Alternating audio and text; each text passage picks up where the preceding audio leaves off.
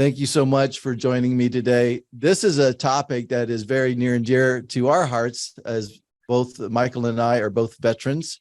Mm-hmm. So, Michael, thanks for joining us. We have a pending new year coming up, which is going to result in some important shifts, big time stuff for a lot of veterans that want to do business with the federal government.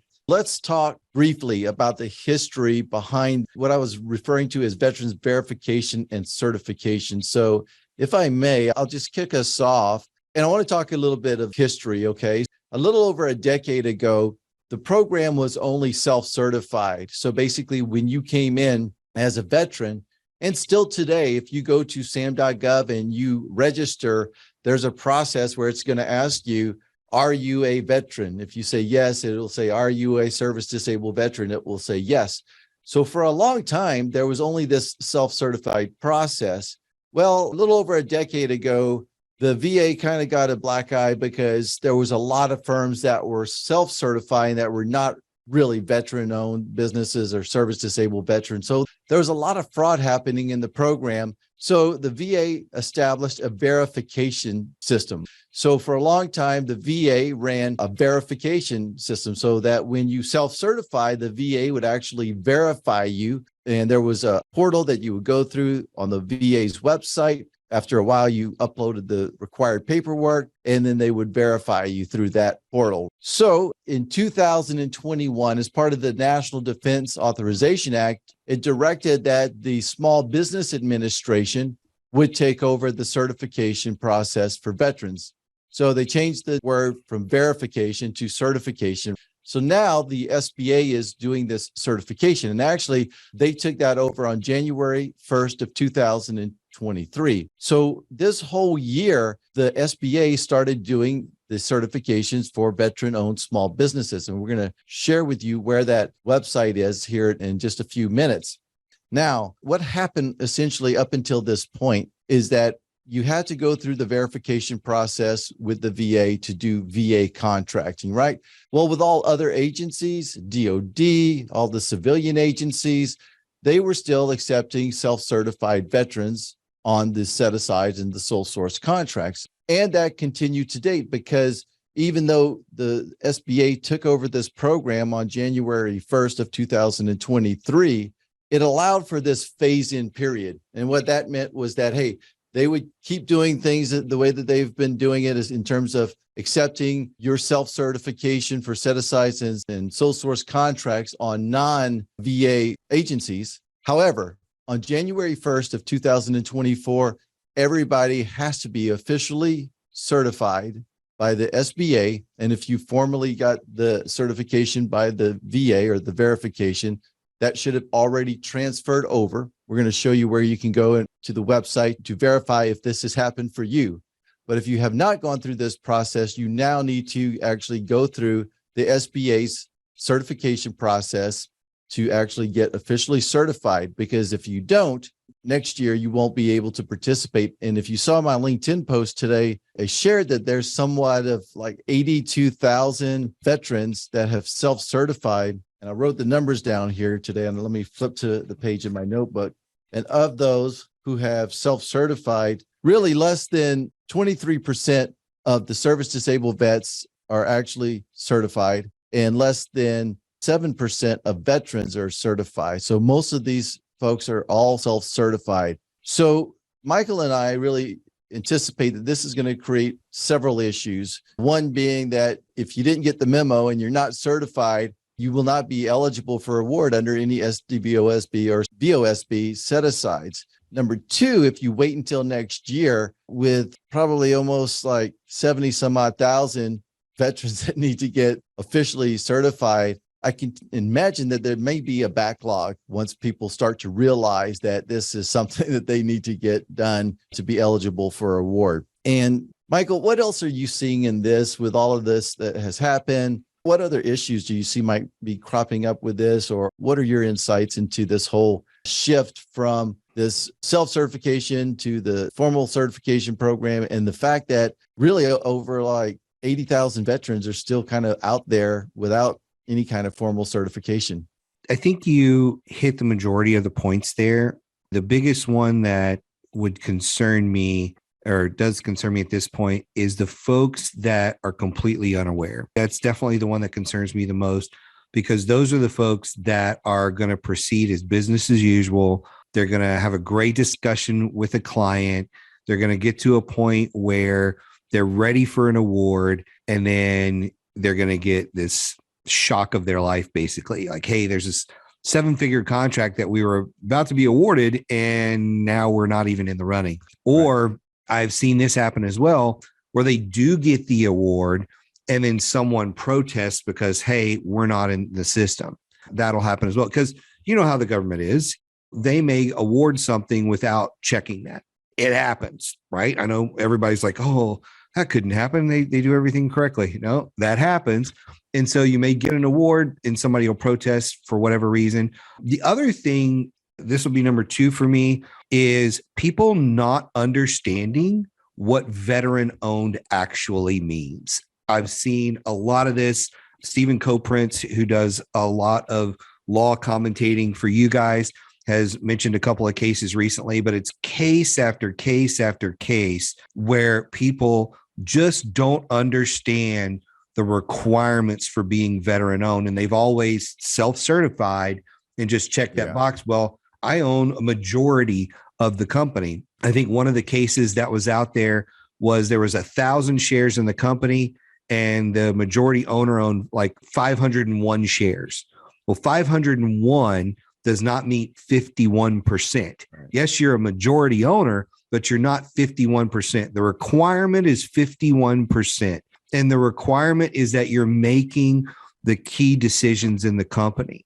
And that's where a lot of folks have gotten into trouble recently of not fully comprehending how that's done.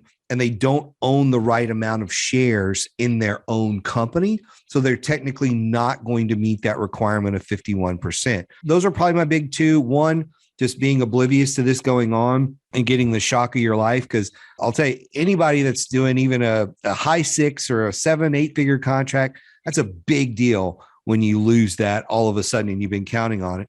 And then the second one, just not understanding the requirements. So if you have either of those 2 going on, you really need to understand what the requirements are. And it's as simple as Googling the requirements for SDVOSB, VOB, whichever one it is you fall under, and go and looking at what the SBA says about that. That's all you have to do, but a lot of people just aren't aware of it. The third thing that I think will be a challenge as people go through is hitting the roadblock. And I don't know if the SBA has fixed this.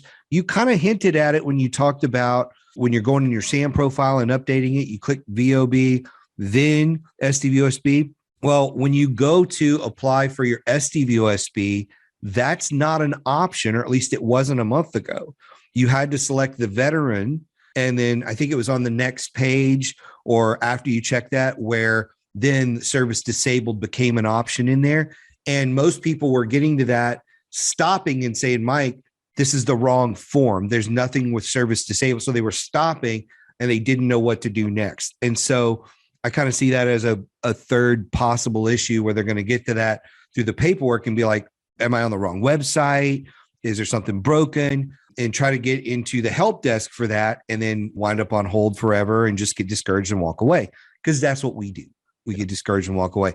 I'm just now in the process of getting my disability stuff with the VA now. And I've been out for 20 years because it's always been a paperwork thing. I'm like, oh, you just throw your hands up because you're like, oh, you need this or that and you can't get it. But luckily in the great state of Tennessee we're in now, we had veteran service officers that worked for free for the county. And they were able to just put my paperwork in like that. And I'm on the right course. But it's very easy to get discouraged by the paperwork and stop somebody from doing it. So those are probably my top ones right now. Yeah. On that point, I want to also add one thing. I want to add 2 things to what you just said, a little piggyback here. The first is, in addition to the ownership with just 51%, a lot of people don't understand the control elements with that. Mm-hmm. And what that means is, like, does the veteran or the service disabled veteran actually control the business? And there's a whole list of things that the VA would look at now, SBA is looking at. So we're going to give you some resources. So if you need some help trying to understand these things, but it's pretty much spelled out within a number of resources out there. but there are also folks that are out there that can help you out to step through this process. I'm going to share with you an on-demand webinar that talks more about the eligibility requirements and then takes you step by step through the new process. The other thing that I wanted to mention, Mike, is as you mentioned that you're not just now going through your own process in the state of Tennessee. There's a lot of people that are confused and don't really understand how this whole certification benefits them from both the service disabled vet side as well as the veteran side. Okay, so there's a couple of things. So one thing is that there's a nationwide goal of 3% that the agencies are looking to do business with service disabled veteran-owned small businesses. Okay, so that's the national goal. Now, within the VA system, they also have goals, and they're usually higher than that 3% because the VA is like vets first. Yep. And there's actually an act called Vets First. So that's kind of what started a lot of the contracting preference for the VA. So for a lot of veterans, the Department of Veterans Affairs is going to really be a good source of perhaps go-to for you first. Because if you can sell things that the VA is looking for, there's that preference for first, they're going to be first looking for service disabled vets, and secondly, for veterans. But what I think a lot of people don't know, Mike, is that the VA is the only program that actually has veteran-owned set-asides. So all the other agencies really don't have veteran-owned set-asides. So what does this mean? And what I think that I've seen a lot, Michael, is that a lot of veterans have not gone and get their disability through the VA just yet. And that is for various reasons, but would highly encourage that all veterans, especially if you've served in the military for 4 years, 8 years, 20 years. It was put to me this way one time, Michael, because I think that a lot of veterans feel like, well, I wasn't injured in combat and all this other stuff. And I get that. But also the benefits were put in place. And this is a good way somebody put it to me once was that, hey, when you went into the military through MEPS, you came in with a clean record probably. When you got out, there was things that were documented into your medical record. So when you go to apply for disability and they ask you, what are you applying for? If you've got anything that's documented in your record, you say the things that are documented in my record here that occurred while I was on active duty.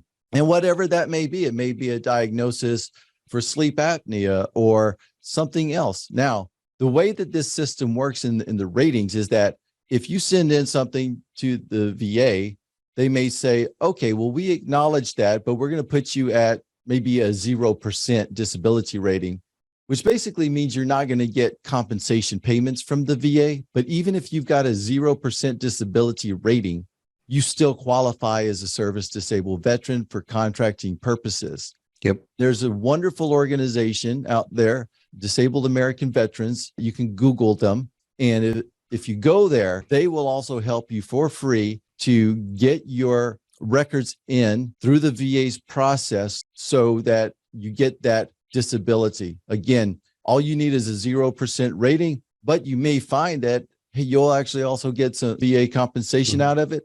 And by the way, if you're an SDVOSB or if you're qualified as a service disabled veteran, you get some kind of other cool bennies that are not related to contracting, like free access to national parks. One of my favorites. Yeah. Yeah. Maybe in your state, you get a free fishing license. And a big one that happened a couple of years ago is that service disabled veterans can now access like base facilities, commissary, exchange that used to only be for active duty and retirees. Now, service disabled veterans can also get onto base and also access all the MWR services as well. So it's pretty cool stuff. Anything that you want to add to that, Michael? Yeah. So at our state here in Tennessee, the local state parks that we have been to, the state and local ones, all recognize the veteran status as well. So all you have to do, so like on my Tennessee driver's license, I have veteran on it. And that's all you have to show. You show that, you get into those parks. We were at one of them a couple of weeks ago, and they're like, we don't recognize your national park pass, but you are a veteran, so you get in free, and you get free access along with everybody in your car to everything we have in the park. So there was like the planetarium and other things like that. Everybody got in free to that. Another one that is not government contracting related that's really cool, if you hit a certain threshold of disability, you can have a portion or maybe all of your property taxes waived. And so that's a big one. Josh didn't know about that. And I was like, Josh, did you know if you hit this threshold, at least in the state of Tennessee, and Missouri has different rules than Tennessee, but yeah, depending on where you live, you could have a good portion or all of your property taxes waived simply by having your veteran status in there. I better look into that one myself. Yes. Yeah. So you got to look into that. There's so many benefits out there, man. Yeah. Yeah. There's so many benefits, but I think back to part of the point that you were making about having the cleared record. I think most people believe like, hey, I don't want to be a burden on the system or whatever, but it is a right that you have earned. When you signed up, you basically wrote the government a blank check to send you anywhere, do anything with you. And they did.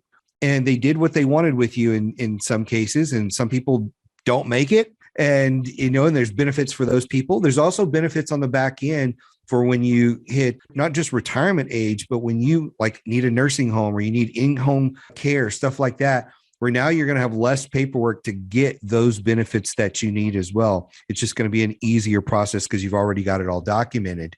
But for me, I'm like, hey, I did earn this. And right now I'm going through the process. They call them CMP exams. I don't even know what that's called. But anyway, you go through these medical exams.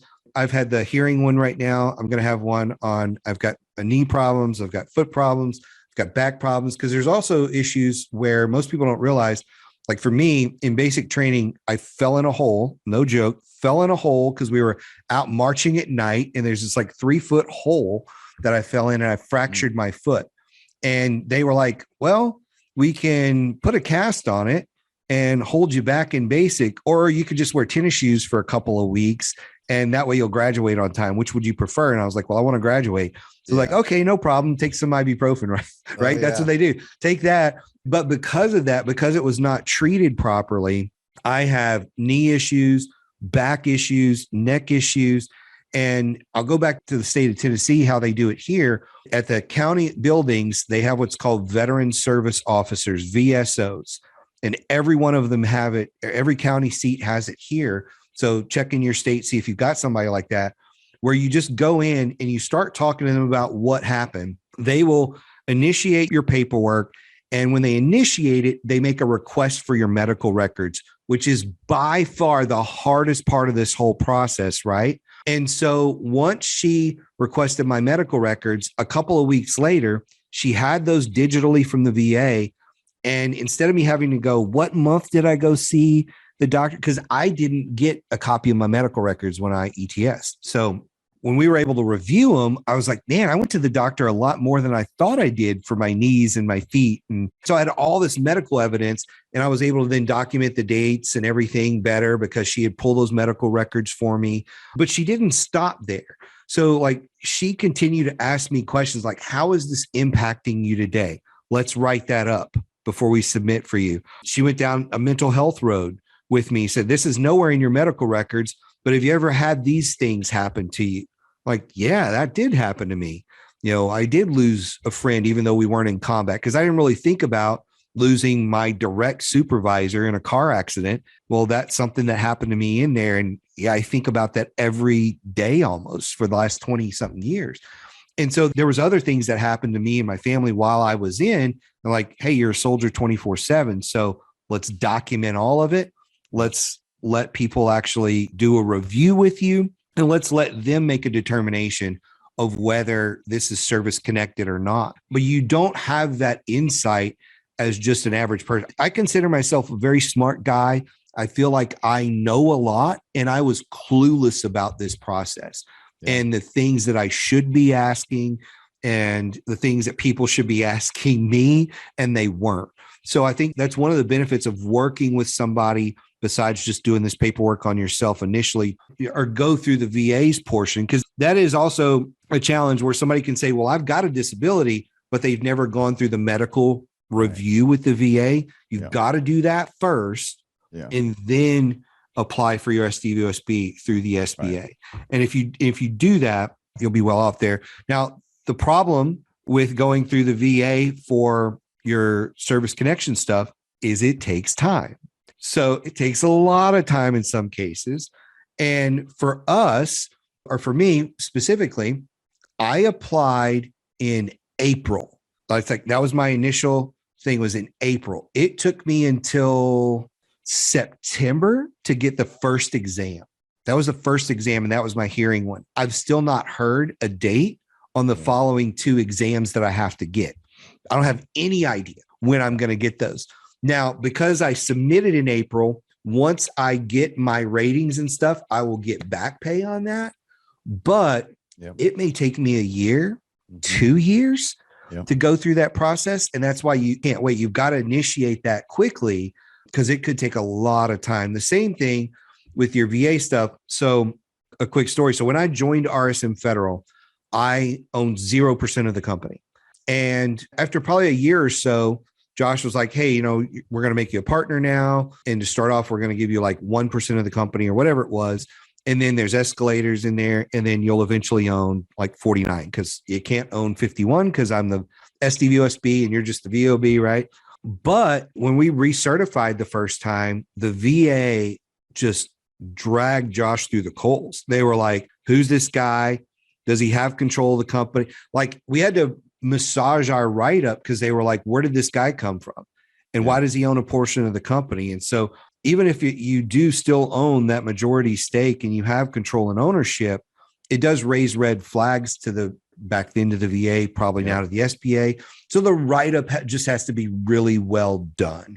And that's where a lot of people go wrong, where I've seen them say, well, this person is, and they name their title and it's some great title like executive vice president or COO. And they start naming all the responsibilities and it starts to look like the owner really doesn't have control of the company anymore. And so you've got to be very careful with how you word that so that, you know, just trying to puff up somebody who's on the team. It's like in actuality, they don't have control. They have a portion of ownership, but they don't have control. That's how ours is really set up. But anyway, there's a handful of things there for you to think about and some examples of how we've had challenges going through that ourselves. So, and that was some great information. And, you know, one of the things I want to say as well is that another tip that I would suggest that if it's not really like cut and dry, for example, like what Michael was mentioning, if you've got like multiple partners in your business or other things going on in there, one recommendation I might make is also to look for a good GovCon attorney out there that does this kind of day in and day out. And you know, we have some partners that we work with. You know, we don't get paid to send you to anybody, but there's a lot of little things, nuanced things that can be in those operating agreements and the bylaws that can get you denied when you go through the process. And you want to kind of make sure that you're not going to get denied when you go through the process. I can give you one example. The first time I went through the process, I was denied because in my bylaws somewhere in my documents, there was like a first right of refusal provision that we didn't capture. I don't even think that's a stopping point these days, but that's kind of like those little bitty things that'll get you. So, you know, either work with somebody that's very versed inside of looking at all of this stuff. Typically, if you've got 100% ownership, it's pretty easy to just kind of get through the process because there's no other owners, but there's a lot that they start to take a look at if you've got shared ownership with other people. Right. You know, and just to go on that, so documentation wise, your articles of incorporation or organization, your bylaws, all those kind of things, any of those documents, depending on how detailed they are, could trip you up if you have some little clause in there that shouldn't necessarily be in there.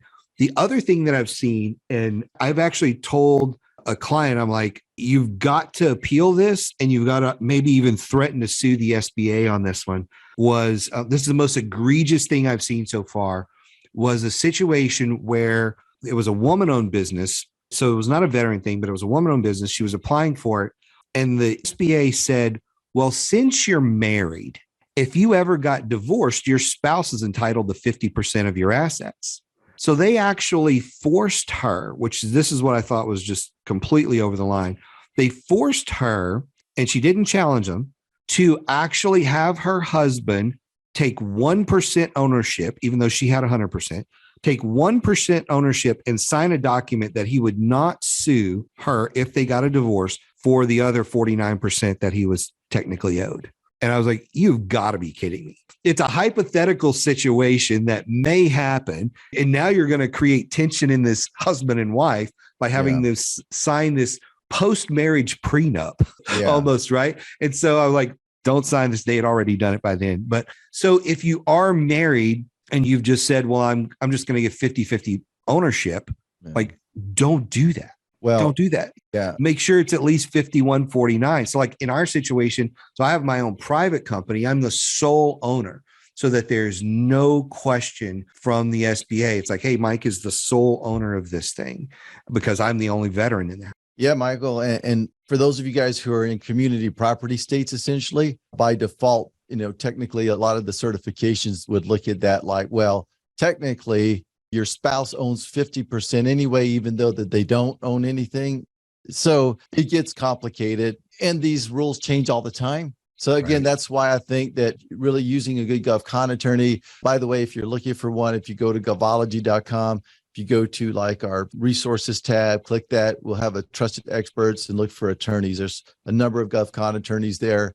It would really be good just to kind of go over the things. Also, Apex Accelerators, we're going to share a link with you about those folks and how you can leverage Apex Accelerators. So, Mike, I want to kind of like just shift here and just to make everybody clear, because Michael and I just talked about two different processes. One is for getting your certification through the SBA, and the other one is if you are looking to get disability through the VA. That's a completely separate process, just so you guys know that. Now, if you're a veteran, you can still go through the certification process. And what I would encourage you to do is that don't wait. Go ahead and get your certification. You won't be able to get your SDVOSB certification until the VA gives you a rating.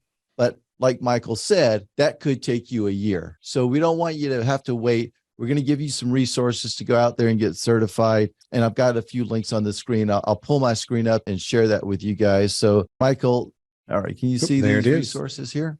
It's there. I want to talk about these resources. So the first thing that we have is we do have a on-demand webinar. This was done by Dr. Shana Nicholson, and it's called The Step-by-Step Guide to Registering as a Veteran-Owned Small Business. This also applies for service-disabled veteran-owned small businesses. She did a really wonderful job. It'll take you again through some of those eligibility criteria, but she goes to the portal and then goes step-by-step. And I can tell you guys, like the big part of getting through this in your first shot is really preparation and working with somebody knowledgeable that can help you get all your documents in order and have them ready. You have to digitize these documents so that you can upload them in the portals. But really, if you do the preparation work, usually you can get through the certification in the first time. The second link that's showing on my screen is the current application portal. So veterans.certify.SBA.GOV is the current application portal, the resource page. So if you want to go there, that's where you're going to create an account. And then creating an account, by the way, doesn't certify you. You'll create an account and then you'll have to upload some documents into the portal to get your certification. Also, on that website is the veteran database. So if an agency or anybody or yourself, you're trying to look yourself up to see if you're in the database, that's one place where they're maintaining the database. The other place where they're maintaining that information is at the SBA's Dynamic Small Business Search. And that website is DSBS.SBA.GOV. So you can go to that website. And this is the one also the contracting officers will likely use for market research purposes and also to verify your status as a veteran. But now, if you are a certified veteran or a certified service-disabled veteran, and you pull up your own profile, and I encourage you to do this, go to DSBS.SBA.GOV. Again, that stands for the Dynamic Small Business Search. This is used, by the way, both by contracting agencies as well as prime contractors. And look up your own company name, and it should populate it, unless you opted out of the public search, it should populate for you. When you see that, you should see a section that says certified veteran, certified service disabled veteran, yes or no. So if it says yes, you're good to go. If you don't see it there, if it says no, you might need to go through this process, right? I would also encourage you, if it happens to say no, go and look yourself up. If you think that you've already gone through the process, if you've previously gone through the VA's verification process, they transferred everybody over. So you should already be certified. So you should already be in there. But again, look yourself up, make sure you are. If you've been through the verification process and you don't see yourself in that portal there, veterans.certified.SBA.GOV, or in the DSBS system, reach out to your local SBA district office and ask them why you're not in there. For everybody else, if you have not gone through the process, either through the VA when they were doing it or through the SBA this year in 2023, that link number 2 is going to be your portal for getting set up. Also, I want to let you know that Apex Accelerators, formerly known as Procurement Technical Assistance Centers, or PTACs, are out there and available to help you guys. This is a program that's funded by the Department of Defense and also funded in part by a co-host, usually a state or a nonprofit organization or a university will be the host for these centers. And these folks are very well versed in the certification programs, and they will also be able to help you step through this process. To find a local Apex Accelerator, you can go to www.aptac-us.org and just click on the map, find the state near you, and reach out to them. Also, I know that some of the Veterans Business Outreach Centers are out there, and they also do some help with veterans trying to get through their certifications. So I put a little bit.ly link, bit.ly/VBOC, if you want to find the resource page on the SBA website for the VBOC. And if you scroll down, they'll tell you how to locate your local VBOC. And by the way, the VBOCs can help you guys out with some other things as it's related to business development. And also Apex Accelerators can also help you guys out with some other things as it's related to government contracting. Last but not least, if you're having trouble finding help through any of the resources we mentioned, we always encourage folks to reach out at support@govology.com, and we'll try to do our best to point you to the right places. Michael, do you have any other good resources that I've not mentioned here, or anything else that we should mention? Yeah, I think you hit on a bunch of them. I think Apex has their own website now. Yeah, they do have an official website. I still like the Association of Procurement Technical Assistance Centers website just for finding the Apexes. One thing I'll say is when you're looking at DSBS, that's not just for looking at your veteran status. There's a whole bunch of stuff in there that you need to make sure is updated. You can go update that profile or portions of that profile yourself. And it should also show your hub zone, your 8A, or any of those certifications that you have should show up in there. So make sure all of that information's there. Make sure it's in your SAM profile. So sometimes there's issues with it. So make sure it's all in there. You know, if you have any trouble with that, let somebody know, let them, us, there's people we can connect you to that can help you with that. I think we're ready for some questions here, Carroll. What do you think? Yeah, so I'll wrap up and close this episode of GovCon Coffee and Issues. So thank you for joining us, and let's take some questions. So the first one up there is, we are a VA CVE, then it shouldn't be a big deal to get SBA certified, right? You are correct. That shouldn't be that big a deal, but you may have to create an account if you don't have one on the SBA's website. You may have to register for that and go in there. So that shouldn't be a big deal. The people that are going to really struggle are the ones that never went through the process and just self-certified. Yeah. Let me piggyback on that one for a second, Michael. Okay, sure. So there still is going to be also a recertification process. So like if you were like in the last stages of your 3-year thing with the VA and they transferred you over, I think SBA is giving folks an extra year or something like that. But the way that you can tell when your certification with the SBA expires is, again, go to DSBS.SBA.GOV, look up your profile. In that box that says that you're certified, there's also going to be a date. So you can go there and look how long your certification has remaining. Then there's going to be a process to also go through the recertification, which we're not going to talk about on this show. The final tip on that's really brief. Start early. Don't start the month before it expires. Do it 6 months before. What else we got on the questions? Well, I don't see a ton of questions just yet. There was one, remember to always appeal decisions. Make sure you never miss any VA deadlines. So basically on that one, if the government comes back and says, well, I know you say you got ringing in your ears or whatever, but we don't really think, you can appeal those decisions. There's a lot of things you can appeal. So be aware of that. And like they said in here, don't miss any deadlines. When the government says you got 3 months or 3 weeks to respond with the paperwork necessary for that. And one person says it took them 20 years to get their 100% rating, which again, I think that was, and I've had a friend like that as well, Michael, where it's like, he literally like had like brain surgery kind of thing going on during the military. Yeah. And, I think his initial rating was like 30%. And over the time he appealed and ultimately got that up to 100%. But again, like Michael was saying, there's veteran service organizations out there that can help you. Disabled American veterans are another good resource. And, those services are free.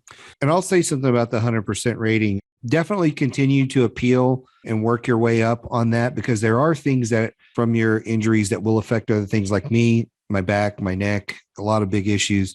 But when you're looking at the 100% rating, there are two versions. And I apologize, I don't know the names of them. Carroll, you might know, but there's a difference between them where one is you're 100%, but it's like a permanent and total, versus the 100% where you can still work. And the 100% where you can still work is the one you want, because that allows you to continue running your business, allows you to bring in income. Because if you take the permanent and total, I think that's the name of it. I'm not 100% sure of that. Maybe somebody can correct me. But if you take that one, it basically is like the equivalent of being on like Social Security disability, where you can't go over a certain threshold of income. And it's going to limit your ability to grow your business. So you've got to be careful on which path to choose on that 100%, because it could cause some significant issues to your business strategy here. Because I know plenty of people that are 100% simply because they could wake up on Monday, feel fine, wake up on Tuesday and not be able to get out of bed for 3 weeks because of whatever's going on in their back, neck, whatever it is, right? Or something else going on. So just be aware that there's two versions of that, and one of them will stop you from growing the business. Carroll, do you want to take the next? I think the next one's a I think there was a question. Has the federal government sent any notifications to VOSBs, SDVOSBs regarding the change of certification requirements? I haven't seen anything personally. Michael, have you seen anything? So I haven't, but that doesn't mean anything. There's been a lot of information that's being put out there, but in terms of a formal email, I don't think that I have actually received anything, or if I did, it went to spam, I think. Yeah, that's the other thing. Is like a lot of this stuff goes to spam. A lot of people I know clear their spam without ever looking in it. So you may have gotten something. You may have gotten a letter in the mail and thought it was trash. So they should have notified you in some way, but doesn't mean they would have. James had another good comment there about recommending everybody saves all the documents they get in this process. I 100% agree. You will use these documents all the time for something. So save everything digitally so you can upload it easy. You don't want to be going and making copies and scanning and all that kind of stuff. So another comment says, our company went through the process with the SBA's help and working with a procurement counselor, and it was smooth. It took no time at all for us in New Hampshire. Good job, guys. And also, by the way, those resources that we mentioned, Apex Accelerators and VBOCs, free for you guys. So, and I would also just put out a word of caution, because there's a lot of like folks out there that's going to try to take a bunch of your money to help you go through this certification process. I do think that there's a value in getting help at points in time, but don't pay for what you can get for free is the message. But if you do need to make some investments, make the investments. And the example that I use is that if you need to sit down with an attorney to go over your bylaws and everything like that, that might be something that an Apex Accelerator Center really can't do, because it's really a legal document. However, that said, there are folks out there, you're probably going to get hit up at some point in time if you're in the database, and just note that there's these free resources available for you out there. I see one from Tim there that says we had one where they were denied because the bylaws said they would arrive at a decision by consensus. So that's a very popular bylaw to put in. So again, reviewing your bylaws, step one. Depending on how complicated they are, you may need an attorney. But if there's something simple like that, you can make that change to your bylaws.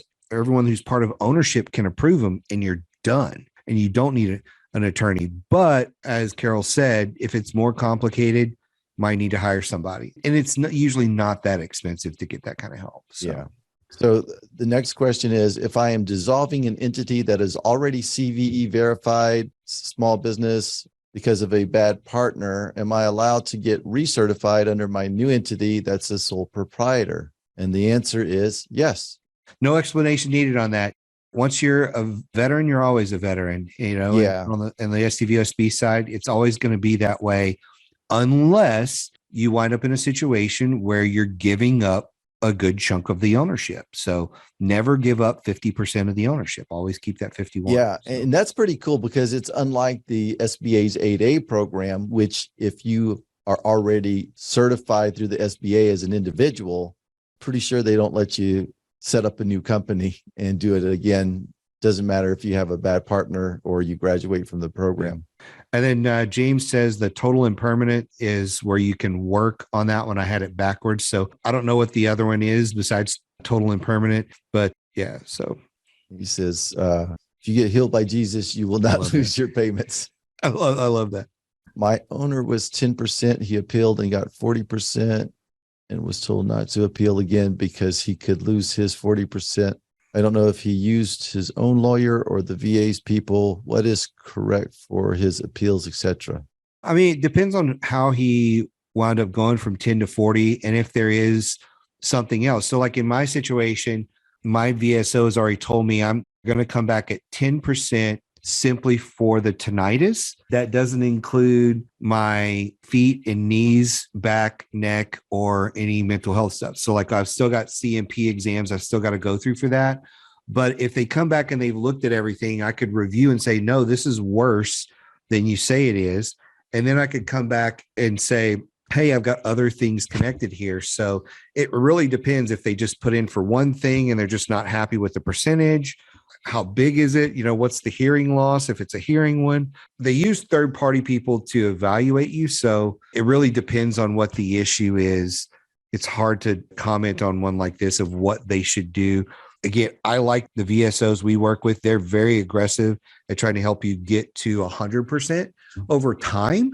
But that's their point. It's like, we're going to do this over time. We're going to get you in, get you approved, get you 30, 40, 50, 60%, whatever it is, and then come back and put in other things that we have. I think this is probably a really good case to reach out to the DAV that Carroll mentioned earlier, one of those groups. There's also, if you just Google, there's a lot of people on social media that are starting to provide this service as well. Those are different fees. So you could do a consultation with somebody, give them your case, and see if it makes sense. But I don't think we have enough information to give real good guidance on it. The next question is, I can see the company I work for is SDVOSB certified by the SBA via DSBS.SBA.GOV, and we are due for renewal in 2026. Is there anything we should do in the meantime to make sure our renewal goes well? Right now, I don't know really the answer to that, Michael. And I don't know if the SBA kind of like at some point before your recertification program comes up, will send out a notification email. I do not actually know the process for the recertification yet. But one thing I would say is continue to work with your Apex Accelerators, your VBOC, but I would also say connect with your SBA local district office because they have a couple of folks that work there. One in particular is called a business opportunity specialist, and their role is to help folks out with government contracting stuff. But also, they also have veterans business officers. Usually, sometimes that's a collateral duty that works with a lot of the veterans exclusively. So get to know your local SBA office, and particularly like the BOS and your veterans business officer. And those may be one and the same, but those are good resources for you. Michael, do you have any thoughts on the recertification process and what maybe folks should be doing? Yeah. So I think right now there are a lot of unanswered questions around it. It should be a fairly simple thing to do, and you should be good through whatever your date is. Should is the key word there, but there's nothing stopping you from getting in SAM and just making the transition and doing it early. There's nothing stopping you from doing that. So my advice to everybody is always get in that SBA website as soon as you can, because there's no reason to wait. Yeah. There's one more thought I have on this, Michael, is that if you're already certified, and you make a change to your business structurally, if you add a partner or you do a JV or something like that, make sure that you're talking again to the resources that we mentioned, attorneys out there that specialize in GovCon, Apex Accelerators, et cetera, because there's a requirement for you to notify the government if things change. So if you change something, you may have to recertify at the change. Again, I don't know what the answer is on how quickly you need to kind of do that, but you should be updating the government as changes occur in your partnerships or other things of that nature. What's the next question on the board there, Michael? It looks like one question's been asked multiple times and consolidated here by Claudia about, I don't necessarily understand the question, even though it's consolidated here. If they have to update SAM.gov before the end of the calendar year, do we already have to have the certification in place? So when it comes to your SDVOSB, I mean, you're going to get it when you get it, right? So if you don't have it, it'll go in your profile fairly quickly after you have it. So it really doesn't matter when you get it. I guess the point for like this whole podcast today was making sure people are aware that it was changing to a new platform. You need to get in the new platform and you need to do it sooner than later, if I could sum it up, right? Yeah. And when it comes to your SAM profile, there was a comment earlier in this thread here about updating your profile often. You know, with your SAM profile, every time you make an edit, it extends that a year from whenever you make that edit, or at least that's the way it was.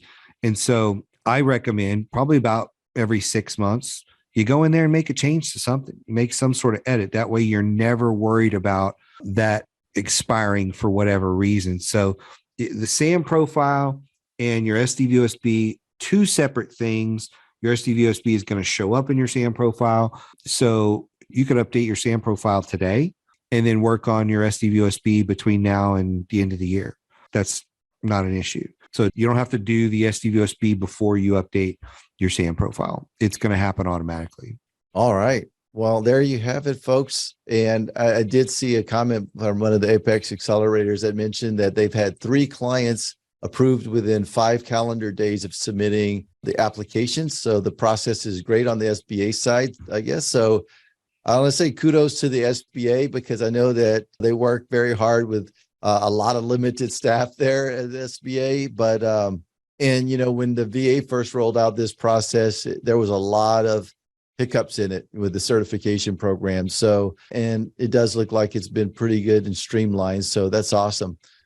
Michael, any last thoughts before we can end the session here today?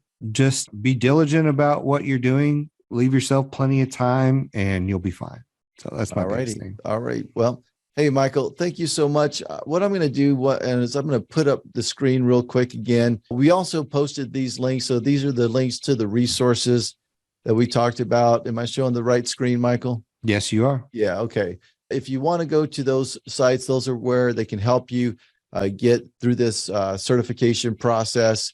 We also put those links in the chat, but you can, for the bit.ly links, you can just go directly to them, bit.ly/SBA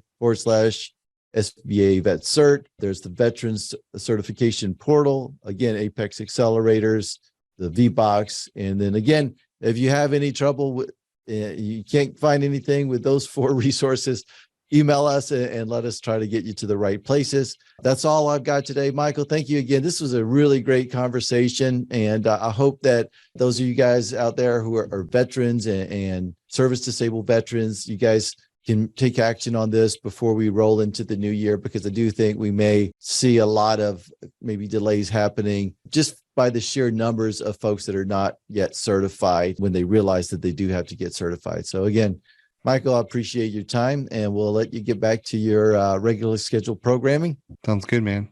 Take care. See everybody next time. All right. Take care, everyone. Bye-bye.